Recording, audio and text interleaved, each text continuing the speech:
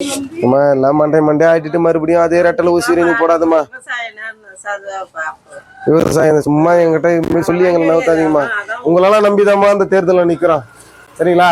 மற்ற கட்சிக்காரங்களாம் காசு உள்ளவங்க, பெரிய பெரிய பணக்காரங்க, கம்பெனி வச்சிருக்கிறவங்க, க்ரெஷர் வச்சுக்கிறவங்க, குவாரி வச்சிருக்கிறவங்க, அவங்கெல்லாம் காசு கொடுப்பான், சப்போர்ட் பண்ணுவான். ஏன்னா அவங்க ஜெயிச்சிட்டாங்கன்னா அவங்க இல்லீகலா மைண்ட்ஸ் எடுத்துக்கலாம், இல்லீகலா அவங்க பிசினஸ் பண்ணிக்கலான்ற ஒரு லாபம் அவங்களுக்கு இருக்கும்.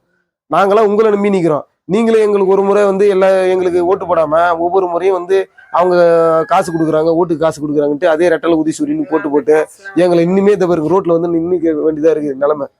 எந்த எம்எல்ஏ வேட்பாளர் உங்க வீட்டு வாசல நிக்கிற சொல்லுங்க? அவங்க எல்லாம் கார்ல நல்லா பவுசா போயின்னு இருப்பாங்க. விவசாய சின்னத்துல போடுங்கம்மா. நீங்க எனக்கு ஓட்டு போடுங்க. ஓட்டு போட்டு என்னை ஜெயிக்க வச்சுட்டீங்கன்னா இப்ப எப்படி நான் காசு உங்களுக்கு கொடுக்காம உங்க ஓட்டை வாங்குறேன், காசு கொடுக்காம தானே உங்ககிட்ட கேக்குறேன். அதே மாதிரி நீங்க மத்த இடத்துலயும் காசு கொடுத்துதான், கமிஷன் கொடுத்துதான் வேலை. காசு எப்போனா வரும், காசு எப்போனா வரும். மனுஷால் பாத்தீங்கன்னா எங்களுக்கு தான் போடணும் நீங்க. சரிங்களா? விவசாய சின்னத்துல சரிங்க வரமா. ஜனங்க என்ன பண்ணிடுறாங்கன்னா ஜெயிக்கிற கட்சி ஜெயிக்காத கட்சின்னு முன்னாடியே பிரிச்சிடுறாங்க.